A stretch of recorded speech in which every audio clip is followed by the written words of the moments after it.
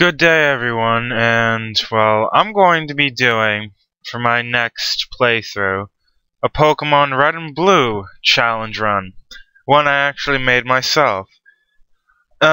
Even though it's supposed to be done, or my intent for it was to be done as a race between two people, or more, of course it would have to be either 4 or 8, considering the final battling between everybody. But I just figured might as well just play it as a regular challenge run, and well, kind of scare my competition. Well, this is actually sort of difficult since I've played maybe 5-6 times. Not recently, but about 6 times, and I have yet to beat this. The biggest thing about this challenge run is that there is a level cap. And not a reasonable level cap, but a horrible level cap. As you can see, you can only go up to 10 before you beat a gym. And for every gym badge you get, you can have 5 more levels added to your base 10. And you can only get up to 10. You can battle at 10, but once you hit 11, without any badges, or with 5 more after the first badge, 16, 21 for the second badge. Once you hit one more than the level cap, you cannot use that Pokemon until you get, well, the level cap rises, or if you just get rid of it, you just release it.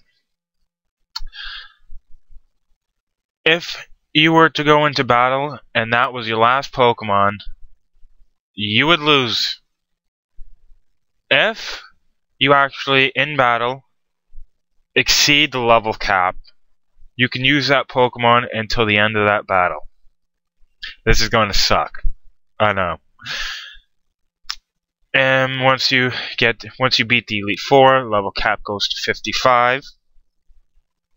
Pokemon that is knocked out must be released, revives are forbidden, and the use of rare candies on fainted Pokemon is forbidden, because we all know, use rare candy, and fainted Pokemon will be revived.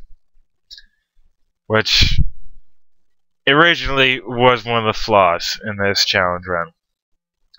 You can only catch one of the first 3 Pokemon you meet in a new area. If you enter, then exit, then that area is no longer new. That should be very, very obvious. You cannot switch out Pokemon within your party with Pokemon on your PC. Only when a spot becomes available in your party may you take a Pokemon into your PC, from your PC to your party.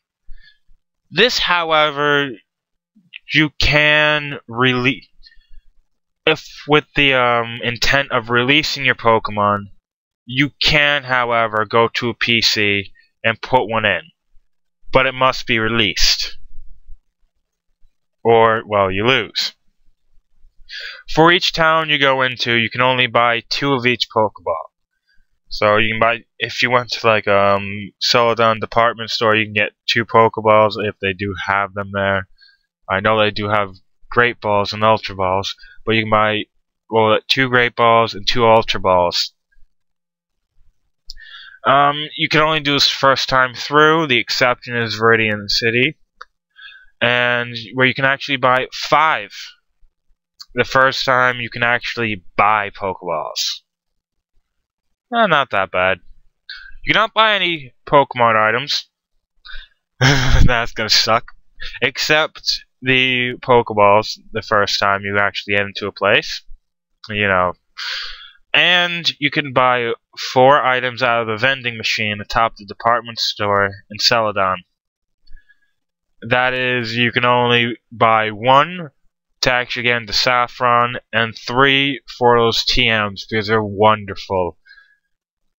Except Tri-Attack. I really never use Tri-Attack, but Rock Slide and Ice Beam, you need those. And before attempting to defeat the Elite Four champion, you can buy 10 items. Again, revives are forbidden. Not that bad, not that bad. You cannot exchange items with items in your PC other than to put away key items. But unless they are plot relevant items, they cannot be taken back out. We're all screwed if we play this. You have unlimited use of Pokemon Centers. That is the only saving grace out of this entire thing. That is the only saving grace. Upon beating the Elite Four champion, your opponent has 1 hour to do the same, or you will win by default. This is where the rules of the racing part comes in. Once both players beat the game, you are given 1 hour for optimizing your party. If your party is wiped out, then you lose. If you beat the game and your opponent loses, then you win the game. If neither you nor your opponent beat the game, then the player with the most badges wins. If both players lose with the same amount of badges, then both fail. If both you and your opponent beat the game, then you will fight one match to see who wins. Or if you have multiple people that actually finish, depending on how many people you started out with, you're going to be fighting each other until one's left. And that one person is obviously the winner.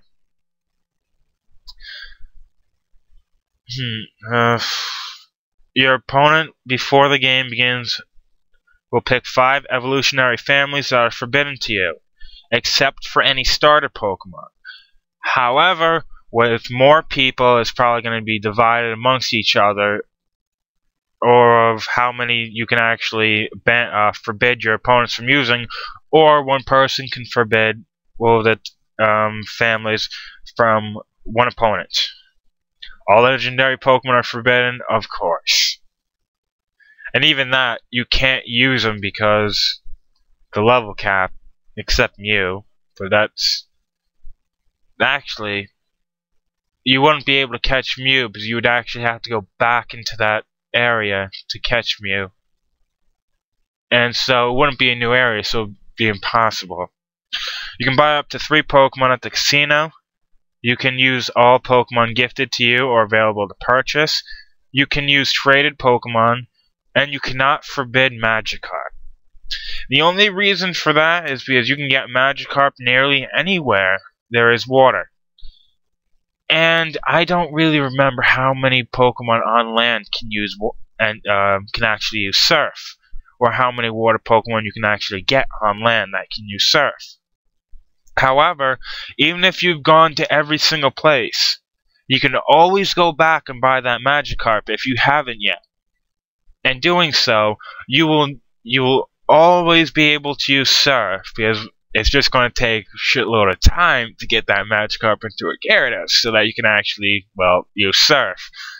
But even though this is a race, it will not stop you from completing the game.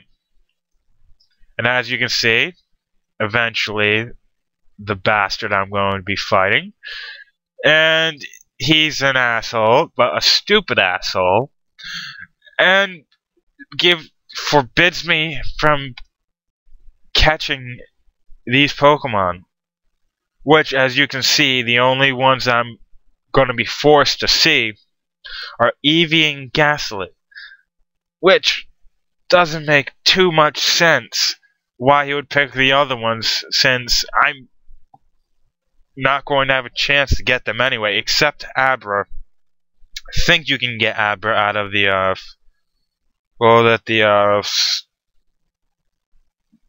gaming corner, that casino place, or it might just be from Silver and Gold that I'm thinking of. I know it's definitely in Silver and Gold, but yeah.